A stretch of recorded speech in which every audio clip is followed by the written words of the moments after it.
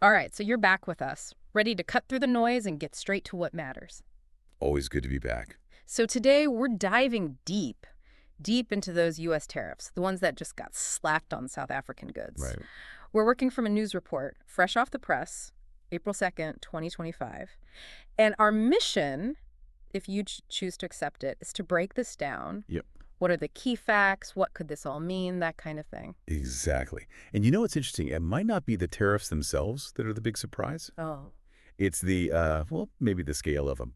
You see, the U.S. has this kind of general tariff approach right now, across the board, for all their trade partners.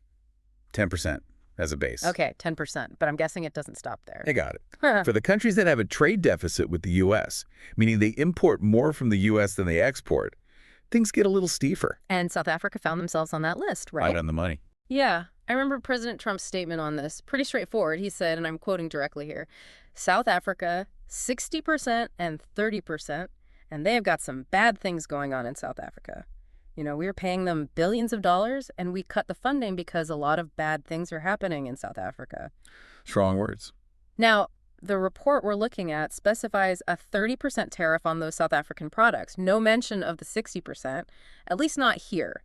But just that 30% alone, that's got to have some immediate consequences. What's the fallout looking like?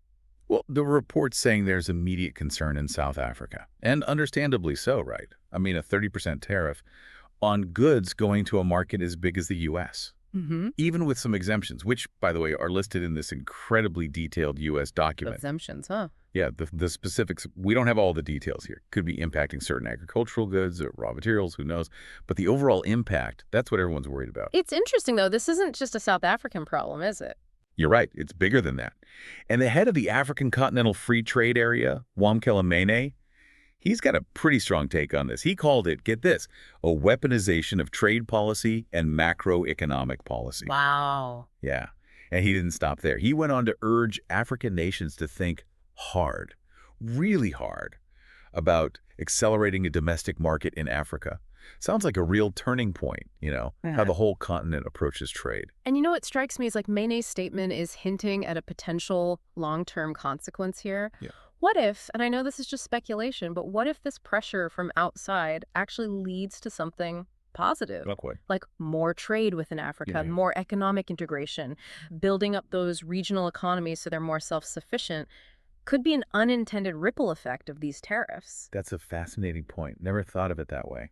Now, another interesting thing the report mentions is South Africa's response. They've been pretty diplomatic so far, which is different from some other countries who've been quick to hit back with their own retaliatory tariffs. Right. Seems like a calculated move, doesn't it? Like they're weighing their options, trying to figure out if a trade war is really worth it in the long run. Makes sense. And you have to wonder, what role does South Africa's history play in this? All those existing trade relationships they have, it's a complex web.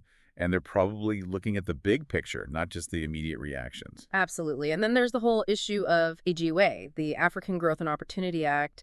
There's this uncertainty hanging over South Africa's future in that agreement. Uh-oh. Yeah, the report even mentions the South African presidency voicing their concerns about this, especially in light of these new tariffs. So it's not just about the 30% then? It's about way more than that. It's about preferential access to the U.S. market, which if they lose it, well, that could have a huge impact on businesses that rely on those AGOA benefits. No doubt about it. It all comes back to that interconnectedness, right? You tug on one thread in the global trade web, and who knows what unravels. Okay, so let's recap. We've got these U.S. tariffs on South African goods. That 30% is a done deal. South Africa's concerned, obviously, but they're playing it cool, taking a diplomatic approach. Right. Meanwhile, there's this growing push for more trade within Africa. And then there's the whole AGOA situation, which is still up in the air. Lots of moving pieces. And for our listeners out there, I think this really highlights something crucial. Global trade, it's not static, it's constantly shifting. Yeah. And these changes, they can happen fast. So you've got to be able to adapt, to think long-term, even on a continental scale.